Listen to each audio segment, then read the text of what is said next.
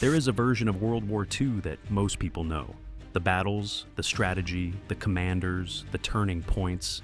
But there is another version that almost nobody talks about. And it was happening every single day, to every single soldier on every single front. Before the bullets and the bombs, before the great offensives and the famous surrenders, there was something far more immediate threatening the lives of the men who fought this war. Something invisible, something relentless. And by the time military commanders on all sides finally understood the full scale of what it was doing to their armies, it had already changed the outcome of entire campaigns. In every major war fought before the 20th century, disease killed more soldiers than enemy action. In the American Civil War, 2 men died of illness for every one killed in combat. By the time World War I began, military planners understood this pattern well enough to start taking it seriously. But understanding a problem and solving it are 2 very different things. World War II was fought across a geographic range that made the hygiene challenge unlike anything military medicine had previously encountered. Soldiers were deployed in the deserts of North Africa, the jungles of the Pacific, the frozen steppes of the Soviet Union, the mud of Italy, and the hedgerows of France. Each environment brought its own biological threats, its own insects, waterborne pathogens, and parasites. And in most of those environments, the basic infrastructure that civilian life depends on to maintain health simply did not exist. There were no sewage systems in the jungle. There was no clean running water in the desert. There were no laundry facilities on a Pacific island that had just been fought over for 3 weeks. And there was no reliable way to keep wounds clean on a battlefield where the ground itself was contaminated with weeks of fighting. The numbers that resulted from this were staggering. In the Pacific Theater, the United States Army recorded more casualties from disease, primarily malaria, than from Japanese military action during several key campaigns. During the Guadalcanal campaign of 1942 to 1943, malaria struck so many American soldiers that at certain points the number of men fit for active duty fell below what was needed to hold defensive positions. The 1st Marine Division, which carried out the initial landing on Guadalcanal in August 1942, had an effective strength that was dramatically reduced by malaria within weeks of landing, before the Japanese had mounted their most significant counterattacks. The British 14th Army in Burma, fighting through some of the most biologically hostile terrain in the entire war, recorded, at the height of the Burma campaign in 1943, approximately 120 hospital admissions for disease for every 1 battle casualty. That ratio was so alarming that General William Slim, commanding the 14th Army, made the improvement of hygiene and disease prevention a strategic priority equal in his estimation to tactical planning. He later wrote that the army which could keep its men healthy in Burma would win, and that battle casualties were almost a secondary consideration beside that fundamental challenge. This was the context in which the daily reality of hygiene for individual soldiers played out, not as a matter of personal comfort or cultural preference, but as a matter of strategic survival with direct consequences for the outcome of the war. For an infantryman on any front in World War II, personal hygiene was not a routine. It was an improvisation conducted under conditions that made almost every aspect of it difficult, infrequent, and inadequate. The most basic challenge was water. Clean water for drinking was a logistical problem that consumed enormous resources on every front. Water for washing, for the body, for clothing, for equipment, was an even lower priority in the supply chain, which meant that in practice, soldiers frequently went without it for extended periods. During the North African campaign, British soldiers in the Western Desert were issued roughly a quart of water per day for all purposes: drinking, cooking, washing, and shaving. In temperatures that regularly exceeded 100 degrees Fahrenheit, that allocation was barely sufficient for hydration alone. Bathing as such was not a realistic option for weeks at a stretch. American soldiers in the Pacific described in letters and diaries the experience of going weeks without a proper wash, living in a permanent state of sweat, mud, and insect repellent in clothing that had long since ceased to be clean by any normal definition. The combination of tropical heat, high humidity, and the physical demands of jungle combat meant that clothing rotted on the body. Boots deteriorated within weeks. Skin conditions of every variety, fungal infections, heat rash, tropical ulcers, became so common that they were treated not as medical problems to be individually addressed, but as baseline conditions to be managed. In the European theater, the experience was different in character, but comparable in its essential difficulty.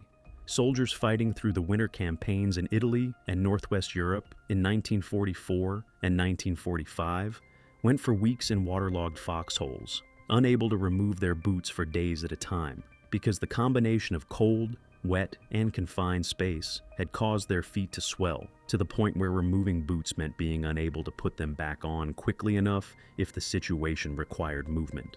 The result was trench foot, a condition caused by prolonged exposure to cold and wet that damages the tissue of the foot progressively, beginning with numbness and swelling and advancing, in severe cases, to tissue death requiring amputation. Trench foot had been a major problem in World War I, and its recurrence in World War II, despite established medical knowledge of its cause and prevention, was a direct result of the impossibility of maintaining foot care in active combat. American commanders in the European theater issued explicit orders about sock changes and foot drying. The orders existed because the conditions made following them nearly impossible. Shaving was treated in most armies as military regulation rather than personal preference. Gas masks didn't seal against beards, and facial hair in tropical climates harbored parasites. In practice, compliance varied enormously by situation, with active operations regularly suspending it for days or weeks at a time. Latrines, the field sanitation facilities for human waste disposal, were a critical element of military hygiene that received substantial attention from military medical planners because the connection between inadequate waste disposal and the spread of gastrointestinal disease had been firmly established. Field regulations in all major armies specified how latrines were to be constructed, maintained, and decommissioned. In practice, the quality of latrine provision varied dramatically with the tactical situation. During rapid advances or under heavy fire, established latrine procedures were frequently abandoned entirely, with predictable consequences for the health of the units involved. Lice were present in every theater of the war, on every front, in every army. Body lice, tiny parasitic insects that live in clothing and feed on human blood, have accompanied armies through every conflict in recorded history, and World War II was no exception. They caused intense discomfort, disrupted sleep, and spread typhus, a bacterial disease that kills through fever, organ failure, and vascular damage, and that had killed more soldiers in previous wars than any weapon. The German army on the Eastern Front faced a typhus problem of catastrophic proportions, beginning in the winter of 1941 and 1942. As German forces pushed deep into Soviet territory, they encountered both the Soviet civilian population, in which typhus was already endemic in some areas, and conditions of extreme cold and material shortage that made delousing and basic hygiene maintenance extraordinarily difficult. German soldiers who had begun the Barbarossa campaign in June 1941 in reasonably maintained condition were, by the winter of 1941, living in circumstances that the German military medical corps had not adequately prepared for. The typhus outbreak that developed in German-occupied Soviet territory during 1941 and 1942 spread through both the military and civilian populations with devastating effect. German military medical records from that period document a sustained crisis that drew significant resources away from combat operations. Delousing stations were established at intervals along German supply lines, but the scale of the problem consistently outpaced the capacity to address it. Soldiers arriving at delousing stations described clothing so thoroughly infested that it was simply destroyed rather than cleaned.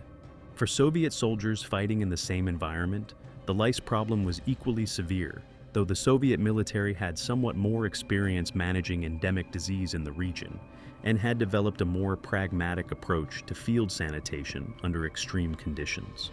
In the Pacific theater, the dominant insect threat was the mosquito, specifically the Anopheles mosquito, the vector for malaria.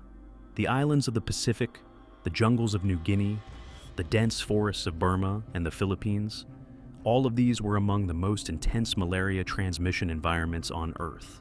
Soldiers operating in these areas were bitten thousands of times during the course of campaigns that lasted months. and the cumulative effect of those bites, even with prophylactic medication, was a rate of malaria infection that at times threatened to render entire units non-functional. Quinine had been the standard treatment for malaria for centuries, but Japanese control of the Dutch East Indies, the primary source of quinine, cut off Allied access to the drug early in the Pacific War.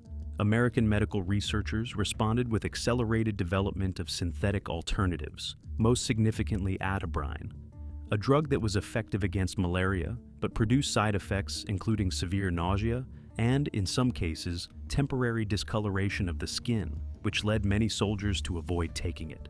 The effort required to enforce atabrine compliance, including direct observation by officers of soldiers actually swallowing their tablets, consumed significant command attention and became a significant logistical and disciplinary challenge throughout the Pacific Campaign.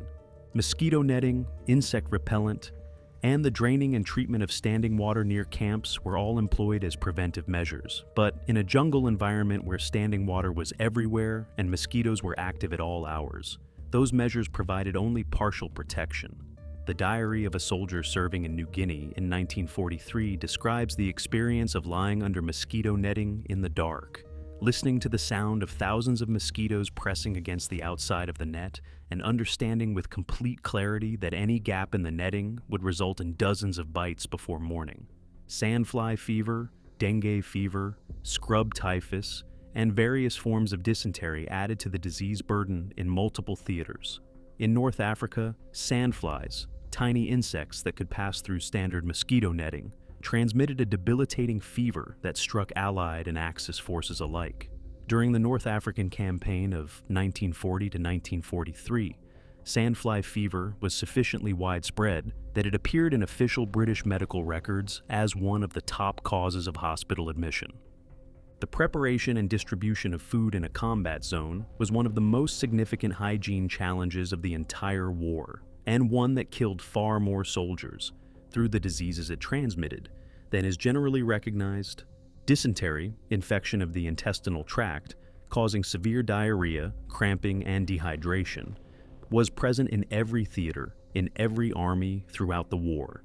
It spread through contaminated water and food, through contact with human waste, and through flies that move between latrine areas and food preparation areas with complete indiscrimination. A soldier with dysentery lost the ability to function within hours of onset. A unit with significant rates of dysentery lost combat effectiveness proportionally. In campaigns fought in areas without clean water infrastructure, the Pacific, North Africa, parts of Italy, dysentery rates were high enough to constitute a persistent drain on fighting strength throughout operations. The challenge of providing safe drinking water in the field drove the development of water purification technology throughout the war. Halazone tablets, chemical purification tablets distributed to American soldiers, allowed individual soldiers to treat small quantities of water. But the tablets had limitations. They were less effective against certain parasites and required a contact time of at least 30 minutes to work properly. In a tactical situation where soldiers were moving rapidly and water sources were whatever could be found, those limitations mattered enormously.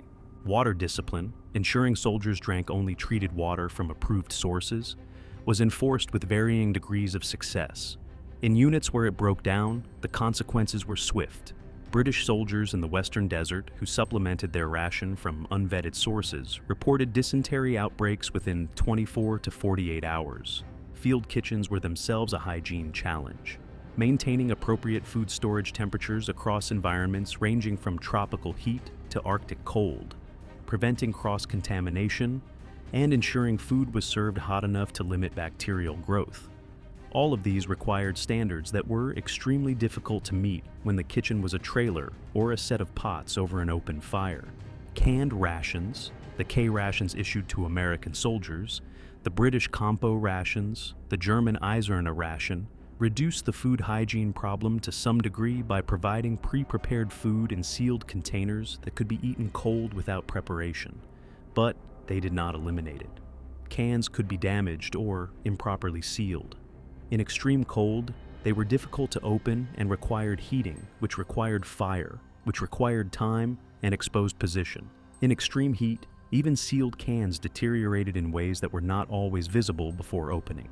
The Japanese military's approach to food supply in the Pacific was severely strained by the later stages of the war, as American naval and air power progressively cut off supply routes.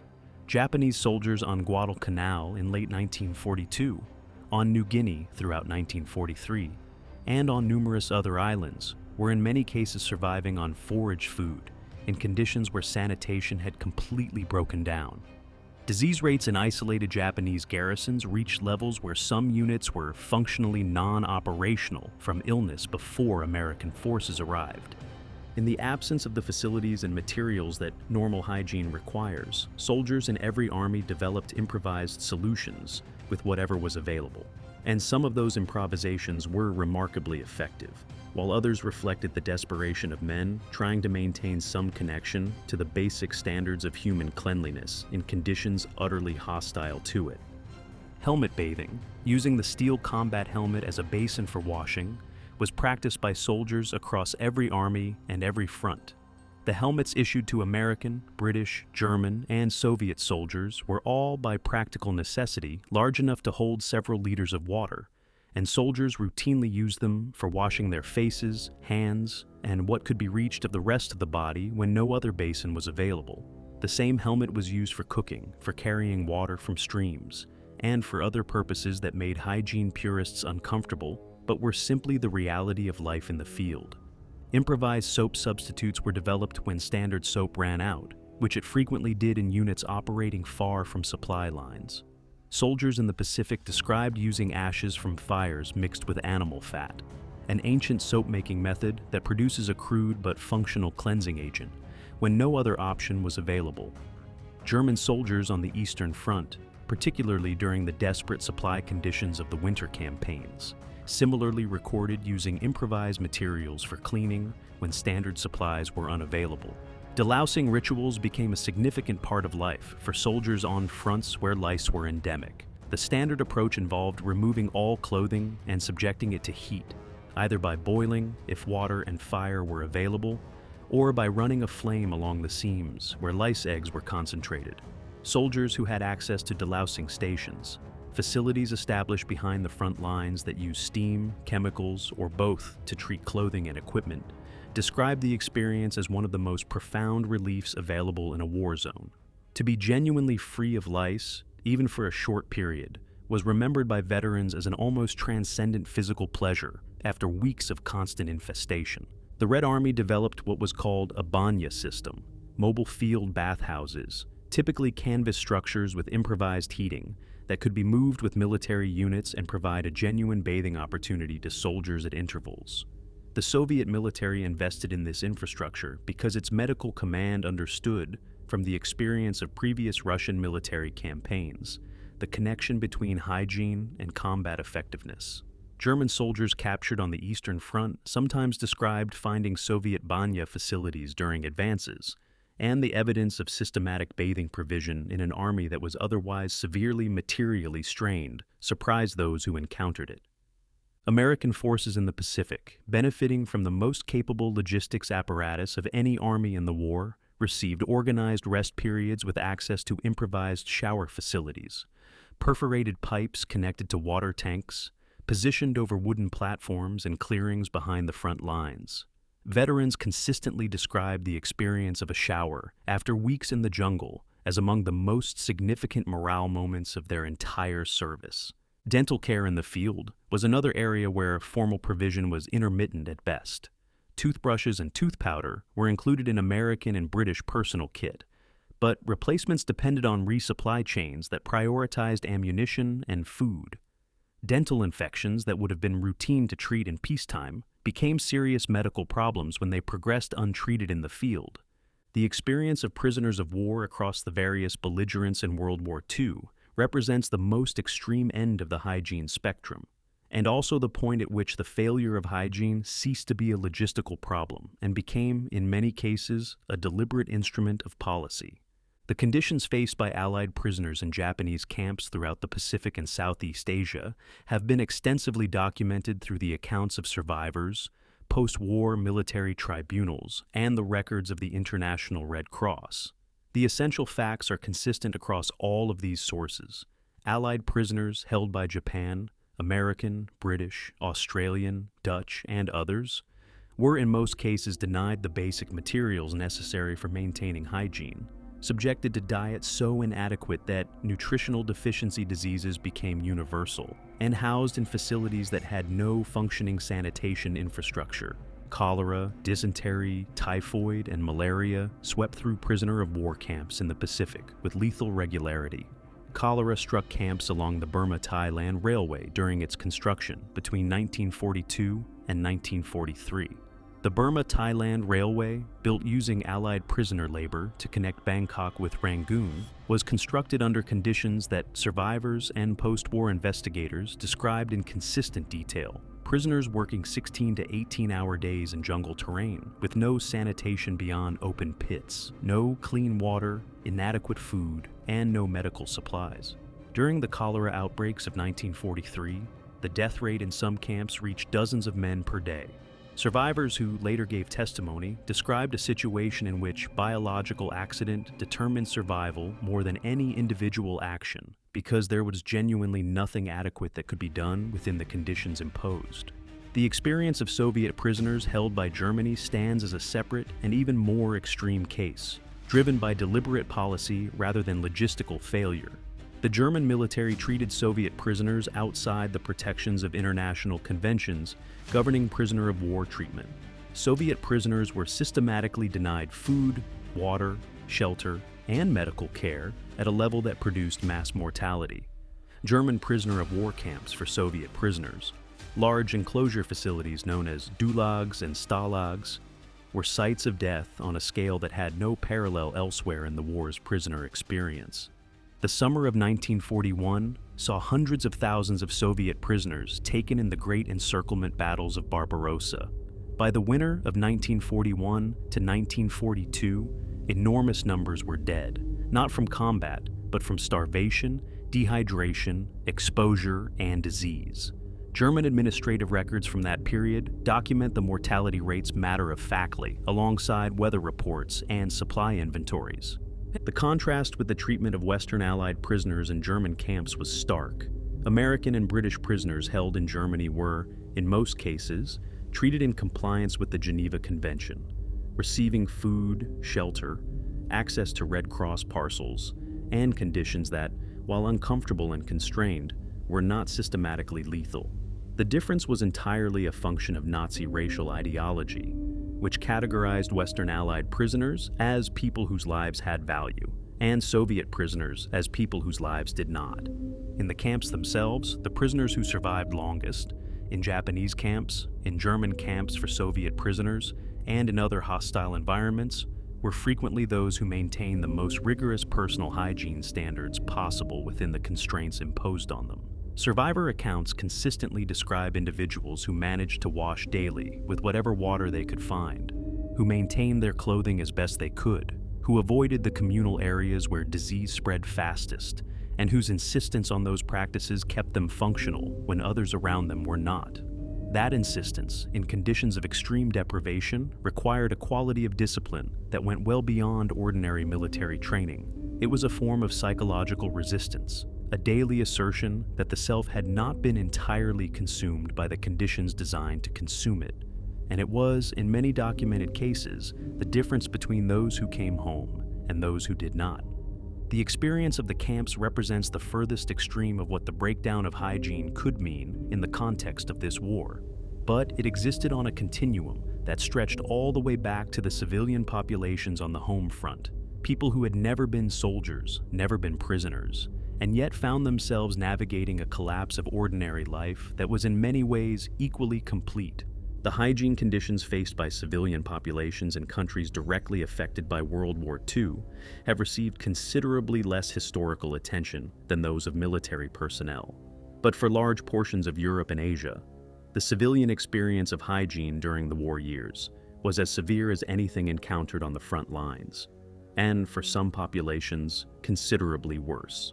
In Britain, the combination of wartime rationing and the disruption caused by bombing campaigns created hygiene challenges that affected the entire civilian population. Soap was rationed from 1942 onward, with each person entitled to a small monthly allocation that fell consistently below peacetime consumption levels. Clothing was rationed through the coupon system introduced in 1941, which meant that replacing worn or damaged clothing, including underwear and other items essential to basic hygiene, required both coupons and money that many families did not have in abundance. The bombing of British cities, the Blitz of 1940 to 1941, and the subsequent V-weapon attacks destroyed water mains, sewage systems, and the gas and electricity infrastructure that supported domestic hygiene. In areas of heavy bombing, residents found themselves without running water for days or weeks at a time. Emergency water distribution points, tankers and standpipes set up in bombed streets, provided drinking water, but washing water remained critically short. Bomb-damaged areas also saw the destruction of public baths, which in working-class urban neighborhoods were the primary bathing facility for families without private bathrooms, a category that encompassed a very large proportion of the British working class in the 1940s. In occupied Europe, the civilian hygiene situation was dramatically more severe. In the Netherlands during the Hunger Winter of 1944 to 1945, caused by a German blockade of food supplies in retaliation for a Dutch railway strike, civilians in Amsterdam, Rotterdam, and other cities faced starvation, extreme cold, and the collapse of basic services simultaneously. Soap, fuel for heating water, and the physical energy required to maintain hygiene all disappeared together, and the resulting spread of disease added to a famine that killed an estimated 18,000 to 22,000 people. In the Soviet Union, cities under siege experienced the complete collapse of water, sewage, and heating infrastructure in winter conditions of extreme cold. Residents of Leningrad, which endured a German blockade from September 1941 to January 1944, described in diaries the impossibility of bathing, the ubiquity of lice, and the spread of disease through a population already weakened by severe food shortage. In Japan, the American firebombing campaigns of 1944 and 1945 produced comparable civilian conditions, compounded by material shortages caused by naval blockade. For children growing up in all of these environments, in bombed British cities, in occupied Europe, in besieged Soviet cities, in wartime Japan, the hygiene conditions of the war years were formative experiences that shaped their relationship to basic physical standards for the rest of their lives. A generation that grew up knowing what it was to be genuinely without soap, without clean water, without the ability to wash clothing regularly, developed a relationship to those things, when they became available again, that was qualitatively different from any generation before or since.